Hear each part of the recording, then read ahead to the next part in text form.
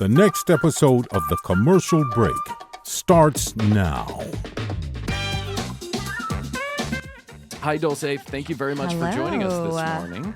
Hola, how you doing? ¿Cómo está? ¿Cómo está, Bien y mi tú, amiga? bien y tú. Todos Bien, los bien. días, Todos. sábado, domingo. Where did you learn the Spanish? I learned Spanish. I started learning Spanish when my family moved back to Miami. So me and my mom were born in Miami in the same hospital, and I think a room above the other one. And that's great. My mother said she doesn't remember who was below, above or below, but that's where we were.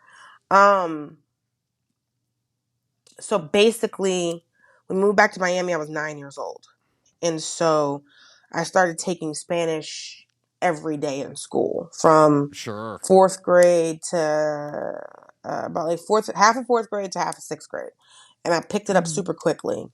And then, so by the time we moved back to Atlanta for like the second semester of sixth grade, I'd already had like a working understanding of it, and then I didn't take another Spanish class until 10th grade. But I was already kind of fluent, I guess. And then I took it through high school, and then I took it in college. So by the time I got to college, I tested out of like Spanish 101. And then I think I missed testing out of Spanish 102 by like 3 questions. And then all our neighbors in Norcross, it was 3 questions. I was like, you didn't have to tell me that. Because I was annoyed too. I was like, wait a minute. But like growing up in Norcross, because we were on like the Singleton Road side of Norcross. So I used to help and then we lived in a predominantly like first generation Mexican neighborhood, Mexican and Salvadorian. Mm-hmm. And so I would like help my neighbors register their kids for school. One of them, I helped her get her health insurance from her job. Her husband had a DUI and explained that. Yeah, so this was like, and she was, and I had my Spanish like dictionary, and she was like, you don't know these words in Spanish? I said, girl, this is barely English. No, this is legalese. This is a different monster we're dealing with right here. And so by the time I graduated from college, I would work doing bilingual customer service. So I worked up until I started doing stand-up full-time, doing bilingual customer. My last day job, I was selling stucco in English and Spanish. You were selling stucco, like the wall, the shit that goes on the wall outside of someone's house? Wow. Or like in Spanish and in English. So, but I had worked at a power company, I worked at a trash company, I worked at a payroll deduction company. I worked at a used car lot. I used to manage an auto body shop. Wow. Yeah, I had a lot of jobs before I started doing stand-up full-time. And then now as a comic, I have a lot of different jobs because it's like... You have a lot of different things that you do. You're an entrepreneur. So in addition to the lip gloss company, I also do stand-up. I'm also the voice of a cartoon. I'm also on The Daily Show. I also just shot a movie. So let's dig into that a little bit. Tell me about the movie, if you can. I don't know if you can share yet, but tell me about the movie that you just got done filming, because we follow you on Instagram, and so I saw that you put in a nice little post about wrapping the movie. What's the movie all about? It's a group of people who are trying to save the Austin Municipal Golf Course. So we shot 19 days of shooting. So basically, I just got back to LA on the 21st. So we had like 19 days of shooting. I shot for 14 days. And it's a cute little comedy, and it was a lot of fun to shoot. I miss everybody. I was just texting the hairstylist that we're like, oh, we miss everybody. It was so fun. But like, I really needed that time to be there. I missed acting so much. Is that a passion of yours? I would imagine, based on your post that I read, a passion of yours is acting, and you were like, felt like you were in your element when you were there doing the movie. Is that true? You really love acting? I have a theater degree. I've been acting since I was a kid. Acting was where I always wanted to do. Stand up was a surprise. You just found out you were funny and said, hey, I could go on stage and tell a few jokes. Maybe I'll make some money. No, another comic told me I was a comic and made me take a stand-up class. Oh. I never had any... Which comic is responsible for your his name is Big Kenny Johnson. He's a comic in Atlanta, and I talk about him in the book my manager tricked me into writing. He truly did. Red started me. one of my little sisters from college. I was like 2 years out of college. One of my little sisters from school ran the door at a comedy club in Atlanta, and I was acting around the city. I was in an improv troupe for 2 years.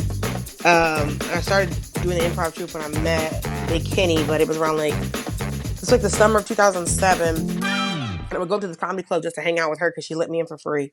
And I met the comics and I'm talking, because I knew how to tell a comedic story. I've been acting since I was a kid. So I knew how to tell a story. I knew, I have a theater degree. I'm 2 years out of college. And so he was talking to me one day. He was like, "You should take my stand-up class." And I was like, "No, thank you." And he was like, "Why not?" I said, "Because stand-up scared me because I came up doing theater."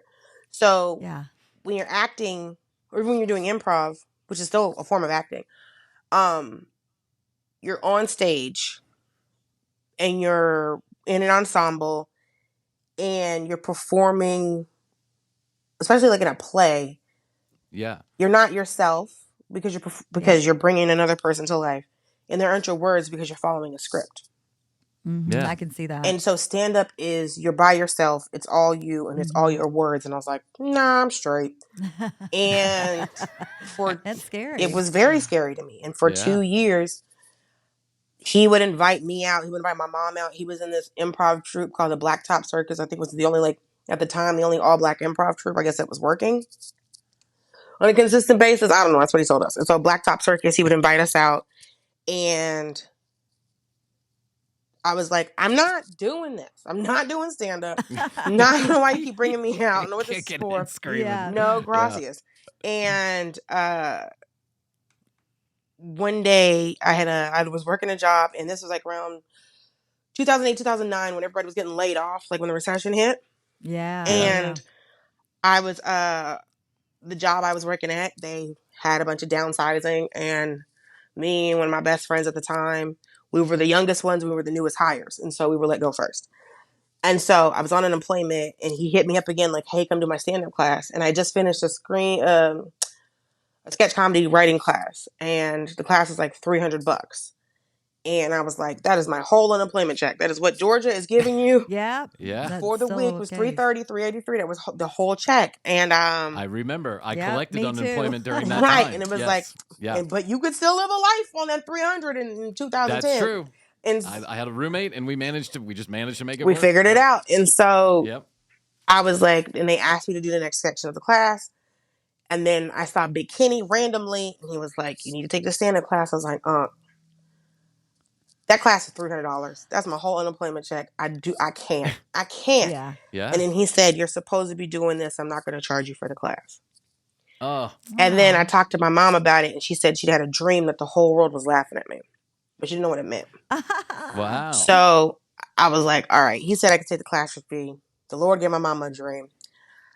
I got 6 weeks. I got nothing else better to do. Let me go ahead and take this class. Yeah, jump in. And so May 12th, 2009 was the first time I did stand-up. And so this year would be 15 years that I've been doing stand-up. So Big Kenny is responsible. And here's a funny connection. Big Kenny was, I think we've interviewed Big Kenny on the online radio station we had back in 2012, 2013. I think he was one of the few comics that came up there. So I think we actually know Big Kenny. Big shout out to Big Kenny. Yeah. Heading Dulce in the right direction. So people ask me, I always mention Big Kenny. I will never not mention Big Kenny. So when I started going around Atlanta, it was interesting because it was because so many sometimes female comics will talk about men not male comics talking to them crazy or kind of being inappropriate, and because I was doing being toxic in general, just being toxic in general. It's so funny because I was doing the urban rooms and the mainstream rooms at the same time, because Big Kenny was like, "If you're gonna work, you're gonna have to go do mainstream. You're gonna have to do both, and it is very hard as a Black woman in Black rooms." Because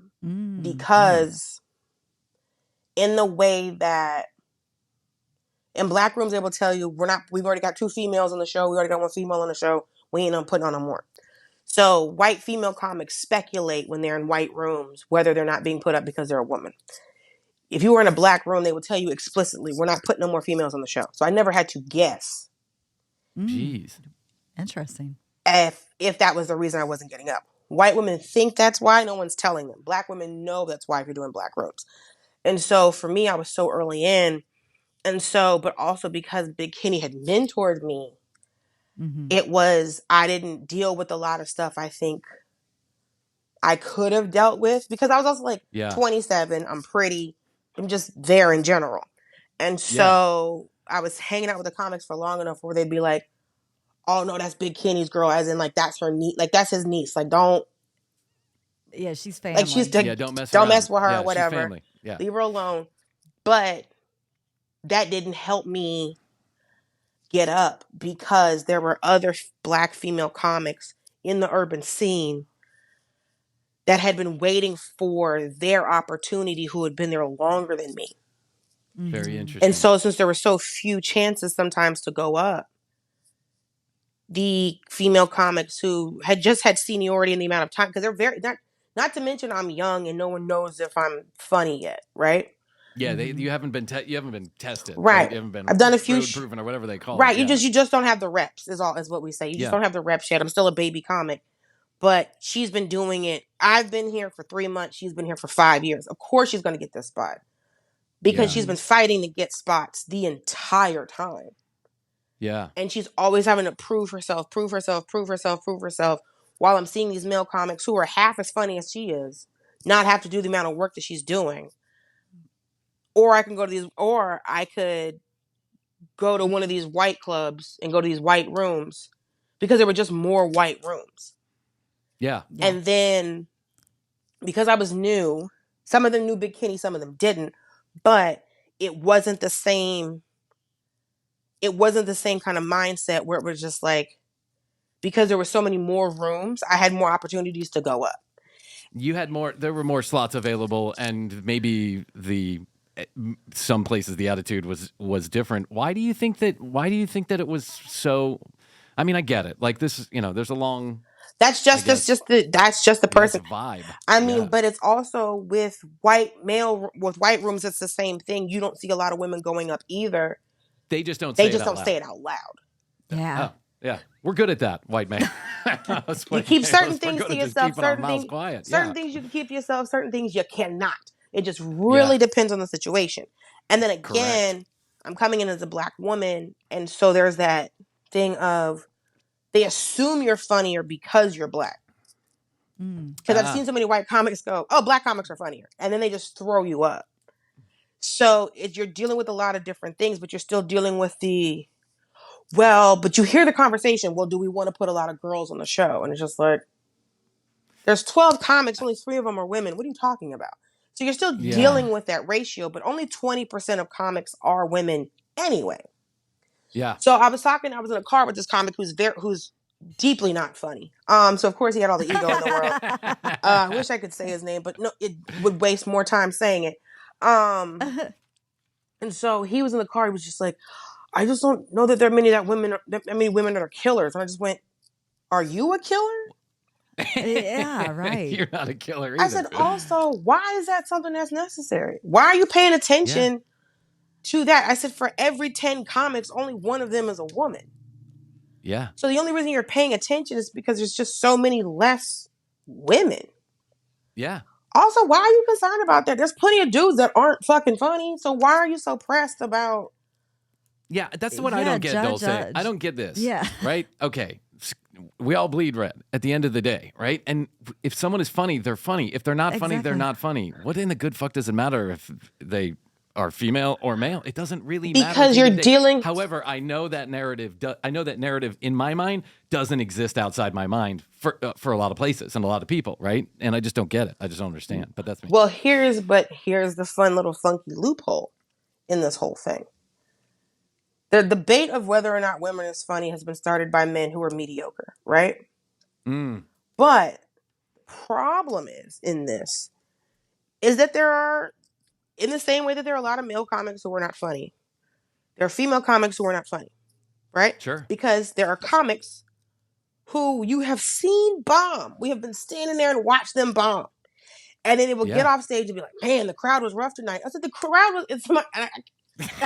You were rough tonight. And it's just one of the comics was just like, how is the crowd always rough when you go up? We're on the same. Right. Because there's another comic by the name of Gilbert Lowen who has a joke about like, man, it's like every time I go up, these crowds are so rough. He's very funny, but he does this joke that's really like an inside baseball kind of joke where he's just like, man, I'll be in the same shows with other comics who are just killing, but the crowd is, I just don't understand. And so it's a very inside baseball kind of a joke, but it's like you'll see them bomb, eat whatever, not do well, crash and burn. Yeah. And then they'll look you in the face and be like, oh, tough crowd, right? You're like, no. The crowd was great. You're the common denominator. This is you, ding dong. This is you. And that comic has so much more confidence. By the way, let it fly. You can say any words you want here. You don't have to hold back from cussing on the show. If you're holding back from cussing, we do it all the time. Eat a dick, go ahead, say it all. Number two, I think it's like that friend that you have that like, and we've all maybe been that friend at times, but it's that friend you have. They go through bad relationship after bad relationship after bad relationship after bad relationship, and they're like, I just keep meeting crazy chicks. And I'm like, no, maybe you're the crazy one, dude. How is it that every girl that you run into is crazy? I do have an opinion on the crazy chick thing. Here's my thing. Go. I'm not a crazy chick, but I've become a crazy chick because of how I was treated. And so I was saying to one of my friends, I was like, if you're speaking specifically about quote unquote crazy chicks, if she's truly crazy, she's crazy date 1. She's crazy date 2. She's crazy date 3. She's not crazy a year in. Mm-hmm. Yeah. That's so true. So when a guy goes, oh, that girl is crazy, I always go, what did you do? Yeah. What'd you do? You did something. Yeah. What you flip switched somewhere in that because relationship. I remember doing something crazy. I was getting ready and I called my homegirl and she was just like, you're about to do crazy chick shit. I was like, you're right. You're right. This is crazy girl shit. Because here's the thing. Truly crazy people never have successful businesses. Not for very long. Because it takes so much effort to be crazy. But what I was saying is that because of the loophole being that because so many men run around trying to say, women aren't funny, and the comics that I notice are always the ones talking about, well, we really know that women aren't funny, or it's the conversation, like I was talking to Ali Wong at the Emmys, and she was saying that a white male comic came up to her and was like, well, successful right now because Asians are in. Or, you're successful now because you're pregnant. Geez. Stuff like that. And so I've had white boy comics in my face being like, what's so hard for white dudes right now? I said, it's never been hard for white men ever. It's hard for you because you're mediocre. And what's happening now is that you've worked half as hard to get everything. The rest of us had to work twice as hard to get half as much. So now, because we have the work ethic to work twice as hard to get half as much, you're being asked to work the irregular amount, and you feel left out and oppressed. All they're asking you to do is the amount of work that everyone else has had to do. And you're going, this isn't fair. It's not that it's not fair. White men will always be okay. You were mediocre. And so, because people of color and queer people are being allowed into a space that white men were in for so long, you can't skate anymore. Because that alt bubble that we had back in the day where we got Kyle Kinane and Ray Scoville and Jesselneck and Daniel Tosh, those guys were successful at that. There were all of these guys coming up behind them, copying them. Mm-hmm. Yeah. So instead of being their own person, they were trying to do Kinane. They were trying to do Jesselneck. They were trying to do Rory. And since they were trying to become other people as opposed to being themselves, none of them have a career. Mm-hmm. And so these girls now are going, because we're caught up in this idea that women aren't funny, a lot of these girls aren't doing the work because they're going... They feel discouraged. It's not that they feel discouraged, it's that there's no... Because they're stuck in this mindset of people saying, well, women aren't funny, these girls are legitimately not funny. But they're not doing the work because they're going, well, you don't like my comedy because people say women aren't funny. No, I don't like your comedy because you're not funny. But now they're sitting in this space of, well, it's so hard to be a woman in comedy. It's not if you're funny. It's hard for you to be a woman in comedy because you're not funny. But you're blaming the fact that you're not getting what you think you deserve because people think women aren't funny. No, you're not getting what you think you quote unquote deserve because you're legitimately not funny. Not funny. Yeah. But you're never going to. It's the rough crowd. Right. They're using the angle as a crutch. Right. Because they're not putting in the work because you could be funny if you put in the work and you did the thing that you got to do the reps like you say, but you already have a state of mind that's not going to let that you're checking out. I check out. Right. But the truth was you weren't funny in the first place. Right. Right. You needed to do the reps. You needed to get in there and dig in and be yourself and find your voice and all that other stuff that so many comics like, Jeselnik and Kyle Kinane, who we had on the show and was wonderful. Those they have an original point of view. They are storytellers. Yeah, Ali Wong is an amazing comic. Ali Wong is, yes. Maria Bamford's an amazing comic. Shalewa Sharp is an amazing comic. Lace Larrabee is an amazing comic. And these comics are we're still dealing with men coming up to us being like, oh, it's just so hard for dudes right now. Or them coming up to you being like, well, I just thought that you would understand that as a black woman how hard it is. And I'm like, bro, get out of my face. Whoa. Yeah, Sure. get out of my face. Like, well, it's so hard. I just go, good. Yeah. What good? You have to try now. How does it feel? Well, you're saying what? There's a comic, David Twight, who has this joke about like him as a white man is doing life at the lowest difficulty setting and he's still failing. Is the joke. He's like, I have everything handed to me and I'm still not doing a good job. Yeah. And so there's that thing because it's just like, I'm not going to say that there aren't women comics. I have seen very funny female comics not get opportunities because they're a woman. I know that is true. But the people who are always talking the loudest are the people that shouldn't be talking. Yeah. Because the people with the most to say are always the ones doing the least. The people that have the most opinions about stand-up and want to stop you and talk about it aren't the ones that are successful at it. Yeah. I'm still shocked, and probably shouldn't be shocked about anything right at this point in the universe's history, but I'm shocked that they're drawing comparisons to your experience. Like, oh, have you met anybody knows? Anybody knows. Have you met a white before? They love going, yes, I'm right here. It's just so hard for us. Who's us?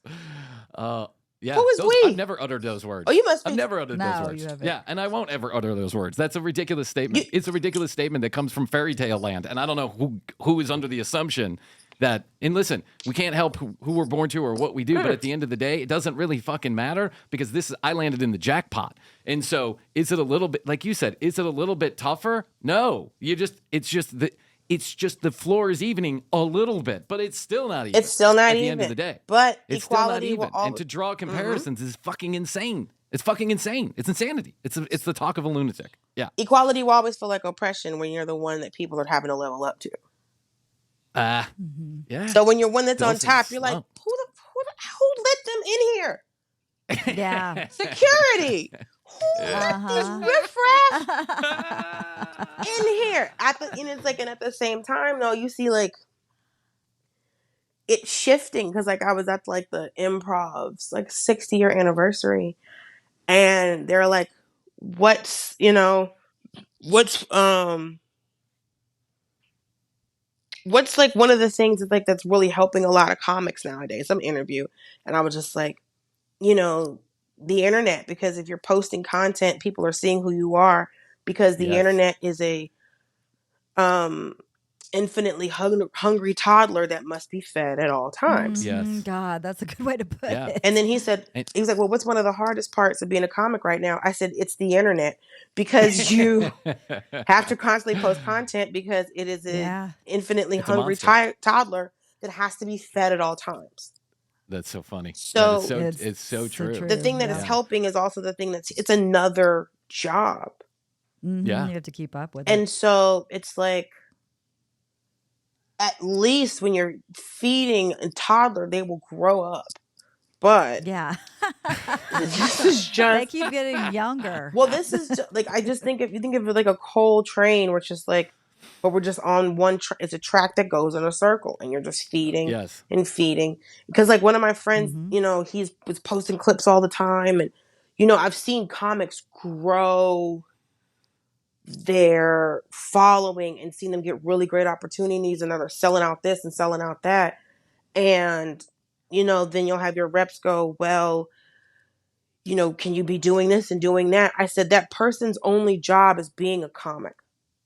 Yeah. That is it. That's all they do all day is stand up.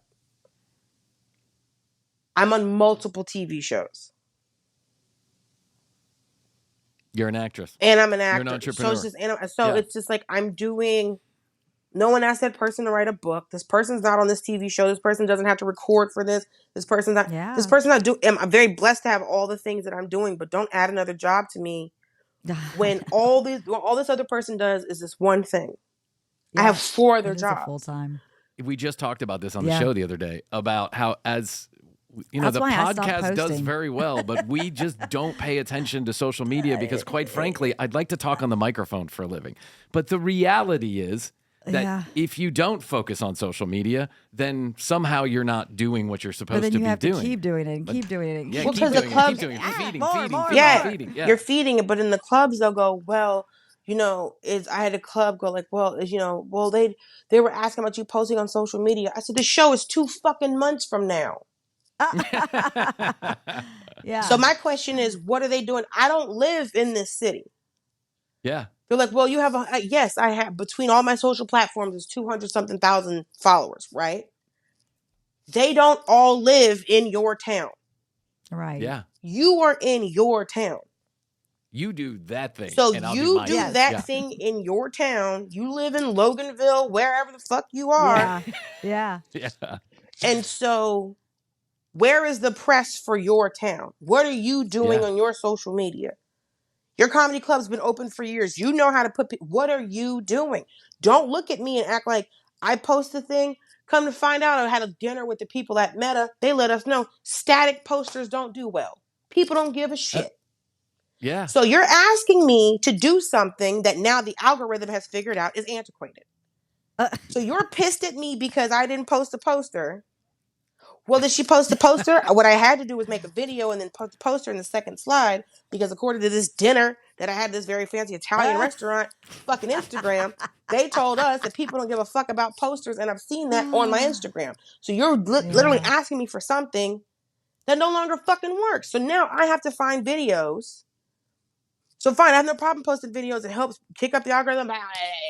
But I know. It's maddening. But don't sit. You're asking me to waste my time. You're asking me to waste my time. So then it's like, then you create assets. The assets look like trash. Now I have to figure this out. And then it's just like, well, maybe you should make a poster for this thing. I pay this kid to make a poster. The motherfucker was on Canva. So I took one of those posters, made the exact same thing, and sent it to my manager. And he was like, oh, this looks nice. Who made it? I said, me. All I did was comp a simple ass post. I just paid this boy $250 for that motherfucker. Need to get my money back. So it's this, and so you're trying, and then you still have to write more jokes. I'm like, bro. Yes, that's true. And so now, the stand up, because you still have to be a comic. Yeah. Tour. But now I'm a comic. Now I'm fucking party promoting. Now I'm doing all this other shit. Now I gotta be a DJ. I'm a designer. Right. I'm a web designer. I'm a web designer. I'm a DJ. Content I'm a party creator. planner. I just sound like every Negro in Atlanta with a fucking business card. That should be a queue. Okay, let's talk about this. Krissy and I have said this. It's everybody you meet in Atlanta, everybody, white, black, otherwise, they're all like, yeah, I'm a producer. Let me tell you something. You're a producer of what? I used to have a joke. Some dude was like, I do music. I said, yeah, I also have a driver's license. I know, right? I do music. I was like, what do you do to it? Yeah. What are we talking about?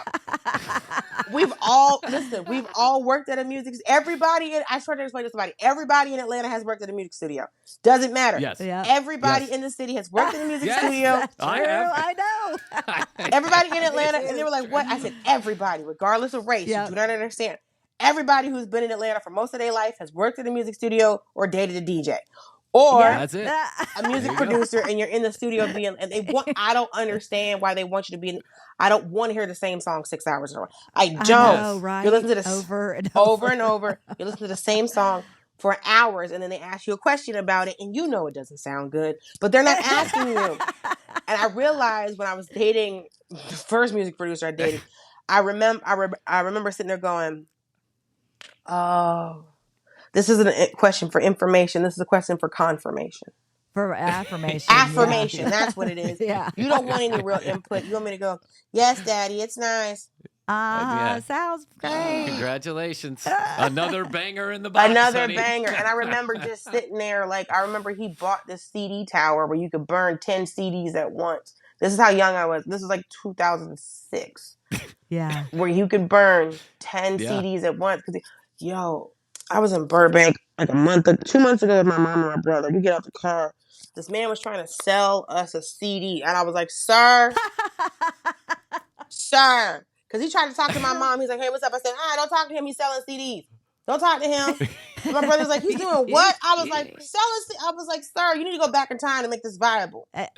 Right, exactly. He was like, you know, you need to, you're not trying to support my business. I said, you're not supporting your business. Who has a CD player? I said, this is a brand new car. There's no CD player in here. There's not. I said, you need to be selling QR codes. You need to be selling downloads. I said, trying to hand somebody a CD while I'm just trying to make things happen. You can't make anything happen. You might as well be selling VHS tapes. What are you talking about? I was trying to make things happen. Because I said to my mama, I was like, don't talk to him. He's like, oh, you're going to have, I said, Mama, he's selling CDs. She's like, he's doing what?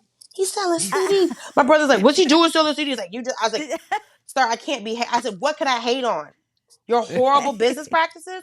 What are you talking about? He's walking around in a Kangol hat in the parking lot with a duffel bag. I was like, I said, you have actual CD? I said, I hope you're out here robbing people. That's going to be a more viable plan. Yeah. God, I hope you're robbing people out here. Please, hit me over my head. I was at the Santa Monica Pier around this time last year. We're walking down the pier. It's the worst. You know, everybody is trying to sell you something, trying to do something. And some guy comes running up and he's like, hey man, check out my new music. It's free. And I go, okay. And then he takes out a pen, he signs it, he hands it to me, and he goes, $5 for the signature. And I was like, I handed it right back to him. I'm like, I'm not paying $5 for your music. I'm sorry, bro. And he's like, man, it's fly and it's up and coming. You're gonna hear me on the radio. Was it a CD too? What's that? Was it a CD? It was a CD. It was a CD. And I told the guy, I was like, hey, listen, man, I don't even own a CD player. Right. I don't know what I would do with this. Keep the signature. No, thank you. Why would I pay? First of all, why would I pay you for your signature? Yeah. When even people you went to high school with don't know who you are. Yeah. It's true. And it's like, it's so funny because people were like, oh, you just hate. And I was like, no, I wish. Real. I said to some dude was like, you just hate. And I said, sir, you've given me nothing to hate on. If I had the opportunity to hate on you, I might even take it. But there's nothing here to hate upon. What could I possibly be hating on? Your business practices are flawed. I know why I'm not at work in the middle of the day. I know why my mama's not at work and why my brother's not at work. Why are you currently not at a job? Yeah. What woman is supporting this nonsense? Because I know you got a girl at home that you convince to support your dreams. I hope to God you don't have children with this lady because she must really, your dick must be amazing for her to put up with you being in a Target parking lot. Yeah. Also, he didn't even tell me what the genre of music was, but I'm looking at his outfit. Either did the guy I talked to. Right. Yeah, he didn't even tell me. But I'm looking at his outfit, I'm like, I hope it's jazz because there's no way. It's soft jazz. It's the Catalina mixer. Listen, and somebody I could tell you, that's the thing. I'm going to be 41 on July 4th, right? I know you've got an upcoming birthday. Thank you. Birthday. I turned 41 on July 4th, and this man that I was talking to a couple months ago was like, oh, I'm going to go see jazz. And I was like, what? And I realized that I am to the age where I would be dating men into jazz, who want to go see jazz. And I'm just like, oh my God. Because my homegirl last summer, we were out at some day party. It was like for Tony Rock's birthday. And I had my little cute little outfit, and she called me a rich auntie. And I'm like, am I a rich auntie? She's like, what did you think you were? And I was like, no. And like, because like I'm currently a well-to-do auntie, and I hope and we're praying to be a well-to-do mother. But I I don't want to go. I want to go see Megan Thee Stallion at concert. I don't want to go see Jazz. Exactly. Like, I don't. Missy Elliott's coming to Atlanta. I would rather see Megan Thee Stallion and Glorilla, and I don't. I'm not trying to. I don't want to go to no grown and sexy nothing. I'm like, oh my God, am I grown and sexy? Should I be at a white party with a bunch of aunties in Atlanta? Am I supposed to be going to a concert at 4 p.m.? Oh. Chastain. Yes, am I supposed to be a Chastain? We were just talking about this. Chastain is where the old people go for concerts. Am I supposed to be a Chastain? Like, I remember everybody went to the jazz festival, right? Yeah. Yes, jazz festivals, everybody could go. Piedmont Park. Everybody went to the jazz festival, and it didn't matter. And I was like, I don't even remember, but we would only go when it was like the Latin jazz, I feel like. It was always like the Sunday afternoon. I've seen Tito Puente so many times. But Tito's awesome. It was like, it just hit me because then there's another gentleman that I had like a bit of a crush on, and he was talking about going to see jazz. I was like, oh no. No. What? Oh God! Did you see the videos of Andre from Outcast doing his flute thing? Let me say something. The thing that was when they had their last concert, I was still living in Atlanta, and the number of white people that came up to me talking about, I'm going to see Outkast. I'm like, it looks like y'all are the only ones, because no black person has come up to me talking about they going to see Outkast. It's just been y'all. I don't know where to meet men. I'm trying to go outside more. Me and my mom and my brother Jordan, the Mahjong League, just to get out my house. It's got to be tough because comedy shows, single straight men don't go to comedy shows. Mm-hmm. No, and if they do, there's something to be concerned about. Yeah, because they're usually by themselves, which is more troublesome. Right. And he's probably in a t-shirt and shorts, regardless of the time of year. Like, I love your Captain America shirt, but you might get a one-off single dude who's with like a group of friends, but for the most part, single men don't go to comedy shows. So trying to... Yeah, because the apps are talking about social media. I mean, using all those apps are a job as well. Not only did I take all the apps off my phone, I also remembered that I would take them off my phone, but I'm putting this in God's hands now. I'm not doing no effort. I'm done. Yeah. Because that's the way to do it. From what I have seen, the common denominator is, like the little boy said, I make bad financial decisions. Y'all know what I'm talking about. I make bad decisions. My uterus has been in charge for a long time, and she likes a very specific type of man. And so I don't disagree with the body type, but we need more.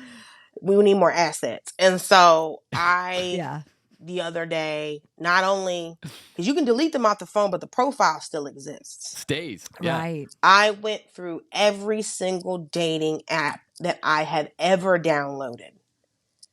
I'm talking about Tinder, Hinge, Plenty of Fish, Bumble, the BLK app, Raya, which was trash from day 1 till day 5. Oh, yeah. Upward, Match.com. Honestly, Match.com was the worst.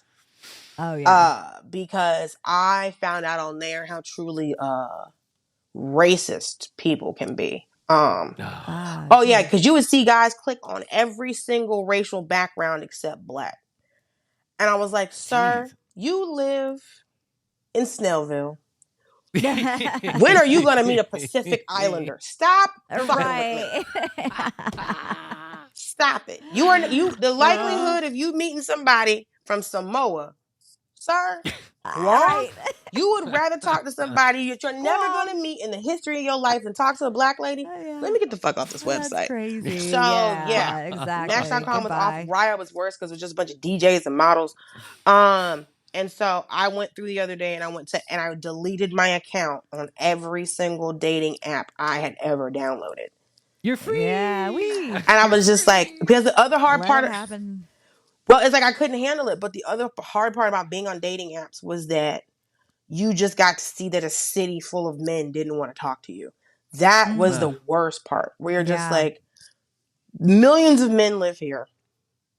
Or when you pay the extra to see who likes you, and just the trolls, ugmugs, and mud ducks that be collected back off in there. You're like, I know I'm a pretty person. I'm a good person. I'm a good Christian lady. Who are these People. Jim Henson labyrinth creatures who were trying to talk to me. Labyrinth. Labyrinth's a good movie. What is this dark crystal fucking situation? Feelings hurt. You will never get your feelings hurt like looking at the Who Likes You part of a dating app. Oh my God. It's like I've never walked in nature. It's like it's not like these titties are sitting. Like I was hurt my feelings every time. So I went through it probably like 2 days ago and I was just like, nope. Deleted all of the accounts. I can't get into all gone. I'm just like, I'm gonna have to let God do this. I'm about to be 41. I don't know what I'm doing. Somebody gonna have to take the wheel, and it's gonna have to be Jesus, because I've been having him as the co-pilot, and he needs to drive. Someone in our audience, give Dulce a shout, because she is funny as shit, hot, beautiful, and single, ready to mingle, and successful, smart, and have money. Don't be poor trying to talk to me. Don't do it. Do not. Exactly. Do not. I cannot. That's why I said no more broke dick. My ministry. I'm truly serious about it. Do not come up to me if you cannot pay half my mortgage. Don't waste my time and yours. Don't do it. Don't do it. I have to answer to my mother, and I have to pay these bills. If you cannot pay half my mortgage, your drawers can't be in my house or on anybody's floor. Exactly. I'm just being truthful with it, because most people that's a baseline. Because here's the truth of the matter: most people get divorced because of finances, not because they fell out of love, not because somebody cheated, not because it's the number one reason people get divorced. Their irreconcilable differences are financial. Yeah, it's true. It's irreconcilable differences, and people say they take that down another level. It's about communication and the finances. When psychiatrists or psychologists digged into that, it really has to do with the communication. Can you talk about the problems when they show up, like fucking grown adults, or are you going to be a little child and just stick your head in the hole? I choose to stick my head in the hole, but I got a wife, so what can I do? I mean, listen, as long as if her head is in that hole with you, then hey. It is. She's Venezuelan. She's checking in on your hole. Yeah.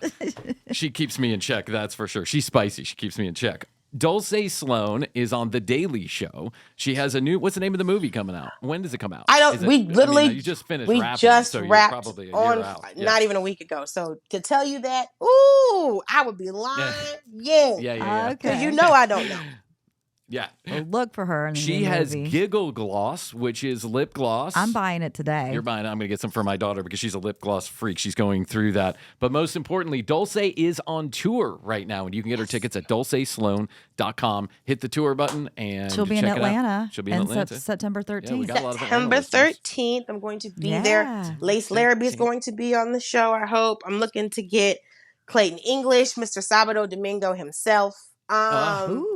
Clayton English, trying to get David Perdue, Baron Vaughn, the big brother. So, Baron Vaughn is have a good old time. Yeah, Baron Vaughn is another comic who really took me under his wing and just really, he's the one that told me that I could never name a special or anything, ass, class, and sass. He vetoed that. He was like, no. I think that's great. I know. Yeah, but maybe that's his point. He was like, you're going to be. That's his point. Because they were doing like names for the book, and I was like, ass, class, and sass. I just heard it. And like a 90s TV show, a bubble came up above my head. Yeah. And him just going, no. No. No. Absolutely not. So that's. What do you think, Jeannie? No. Goodbye.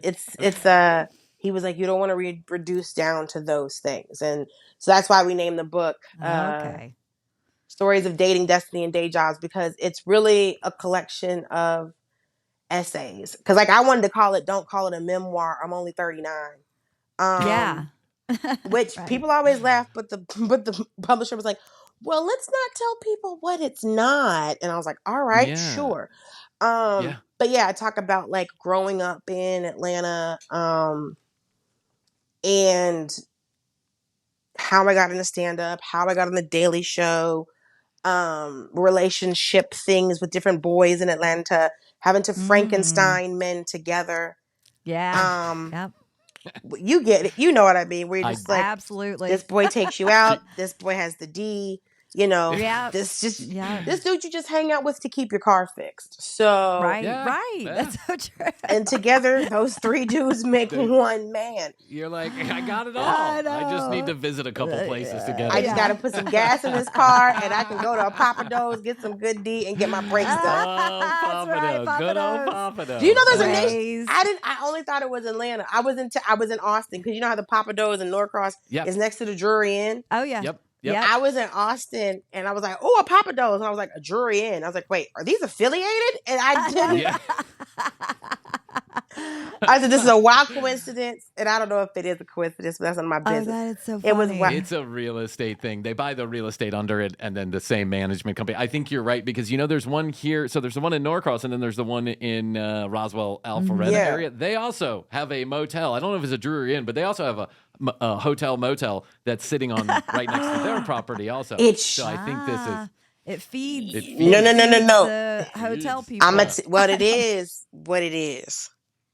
whoever owns a Papa Do's is smart, because he knows that you done spent these coins.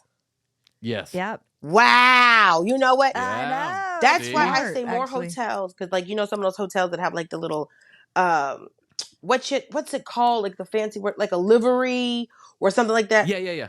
Yes. Well, they have like the little like snack area, and they're like, "Oh, here's some Tylenol and some Pepto-Bismol." And I'm like, "Y'all ain't got no condoms in here?" I know, right? And they're like, "Well, we don't want anything." And I was just like, we're in a hotel, right? Yeah. You know that a lot of people come here just to fuck, right? You get that, don't you? How are you losing out on this? I would make Hilton brand condoms. What are you talking about? I know, exactly. I have it in one hotel. It was a high-end hotel, and it just had this little black box that was on the mini bar, and it was just like a lover's kit or something. So they went way in the opposite direction. So it was just, they're like, "Oh, it's got a little blindfold and fuzzy handcuffs and da-da-da-da." Oh, wow. And I was like, "See, this is too far." Yeah, that's too far. This is too far the other way. I went to Jamaica, and they had condoms and lube. And I thought, hey, and lube. Yeah. When I went to Spain, they had condoms in one of the hotels. Also, like one of the fancier hotels, they had condoms just like you, just like a little black box. It had condoms and a couple of other things. No handcuffs and blindfolds, though. I wish I had handcuffs and blindfolds. Would have made Spain a lot more interesting for someone. Probably not me, but that's hilarious. My brother just went to Spain. He said it was fun.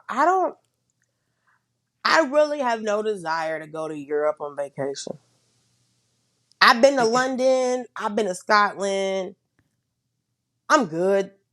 Yeah. I'm all right. Yeah. I've never heard people talk about Paris. I'm like, ugh. Like, my mom went to Paris for church, and I was like, "Mama, how was it?" She said, "I never need to go back." So I don't know if, like, I would love to go to South Korea. I've been to Australia. I truly don't want to go. It was the most underwhelming experience. The Hemsworth are a lie. They took the most attractive ones they had and showed them to us. Like, they're the most extra regular looking people. I was like, okay, cool. Those are upside down whites up too. And I gotta say, I was like, I'm really good. I'm really all right. Oh my God. But like, I just don't. I mean, I guess I want to go to Greece.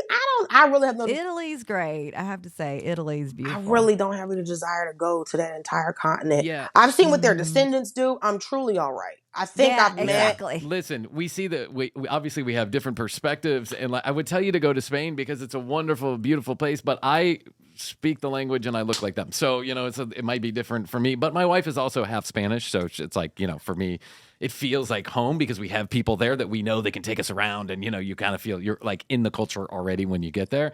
Listen, if I go to the Dominican Republic, I know what time it is. You know what I mean? Like, if I go to, they're not letting me back off that island. Like, that's all. Somebody asked me, like, because someone was like, "Would you go to the Dominican Republic?" I said, "I don't know, because if I lose my passport, they're not letting me off that island. Like, that's not. It's not happening. I speak Spanish. My name is Dulce. I'm gonna be at the embassy, and I'm like, "No, I'm an American." They're like, "What's your name?" I'm gonna go, Dulce. Like, bitch, stop playing. Like, and all of a sudden now I live in the Dominican Republic.